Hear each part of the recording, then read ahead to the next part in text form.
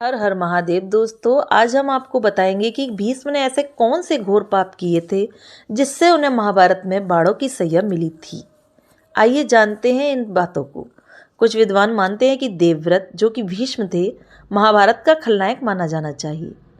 भीष्म ने अम्बा, अंबिका और अम्बालिका की भावनाओं को कुचल कर जो कार्य किया वह अमानवीय था। भीष्म ने कई ऐसे अपराध किए जो किसी भी तरह से धर्म द्वारा उचित नहीं थे। इसलिए कहा जाता है कि वे अधर्म के साथ होने के कारण आदर्श चरित्र नहीं हो सकते। भीष्म अपने पिछले जन्म में एक वसु थे और एक शाप के चलते उन्होंने इस जन्म में मनुष्य बनकर कष्ट झेला था। 8 वसु भाइयों में से एक धू नामक वसु ने एक बार वशिष्ठ ऋषि की कामधेनु का हरण कर लिया। इससे वशिष्ठ ऋषि ने धू से कहा कि ऐसा काम तो मनुष्य करते हैं, इसीलिए तुम 8 वसु मनुष्य हो जाओ। ये सुनकर वसुओं ने घबराकर वशिष्ठ जी की प्रार्थना की, तो उन्होंने कहा कि अन्य वसु तो वर्ष का अंत होने पर मेरे शाप से छुटकारा पा जाएंगी, लेकिन जो ये धू है इसको अपनी करनी का फल भोगना ही पड़ेगा और एक जन्म तक मनुष्य बनकर पीड़ा भोगना होगी। यही धू बाद में गंगा की कोख से देवव्रत के रूप में जन्म लिया। यही देवव्रत आगे चलकर भीष्म पितामह कहलाए। शांतनु, जो कि भीष्म के पिता थे, सत्यवती के रूप और सौंदर्य से मुग्ध होकर उससे प्यार करने लगे थे और वे उससे विवाह करना चाहते थे, लेकिन सत्यवती ने उनके समक्ष उनके साथ एक शर्त रख दी जिससे वे पूरी नहीं कर सकते थे। इसके कारण वे दुखी और उदास रहते थे। जब भीष्म को इसका कारण पता चला तो उन्होंने सत्यवती की शर्त मानकर अपने पिता शांतनु का विवाह सत्यवती से करवा दिया था। सत्यवती के कारण ही भीष्म को आजीवन ब्रह्मचर्य रहने की कसम खानी पड़ी थी। कसम खाने के बाद उन्होंने हस्तिनापुर की गद्दी पर कुरुवंश का शासन बरकरार रखने के लिए कई तरह के गलत अपराध भी किए थे। नंबर 1 है, सत्यवती के कहने पर ही भीष्म ने काशी नरेश की 3 पुत्रियों अम्बा, अम्बालिका और अंबिका का अपहरण किया था। बाद में अम्बा को छोड़कर सत्यवती के पुत्र विचित्रवीर्य से अम्बालिका और अंबिका का विवाह करा दिया था। दूसरा है, गांधारी और उनके पिता सुबल की इच्छा के विरुद्ध भी भीष्म ने धृतराष्ट्र का विवाह गांधारी से करवाया था।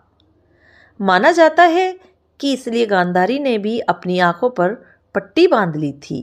आखिर अंत में गांधारी को दावाग्नि में जलकर खुद के प्राणों का अंत करना पड़ा था।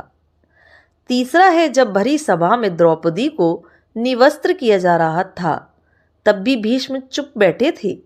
भीष्म ने जानते बूझते दुर्योधन और शकुनी के अनैतिक और छलपूर्ण खेल को चलने दिया।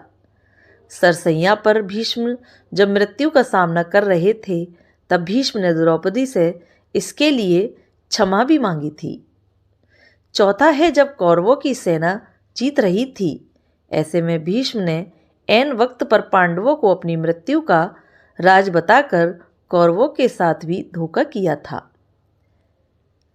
अब भीष्म ने सही सैया पर लेटे हुए पूछा कि हे श्री कृष्ण या हे मधुसूदन, मेरे ये कौन से कर्मों का फल है जो मुझे बाणों की सैया मिली है।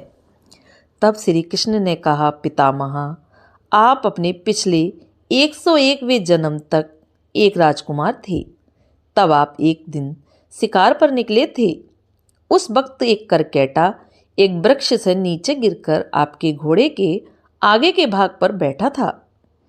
भीष्म ने अपने बाण से उठाकर उसे पीठ के पीछे फेंक दिया।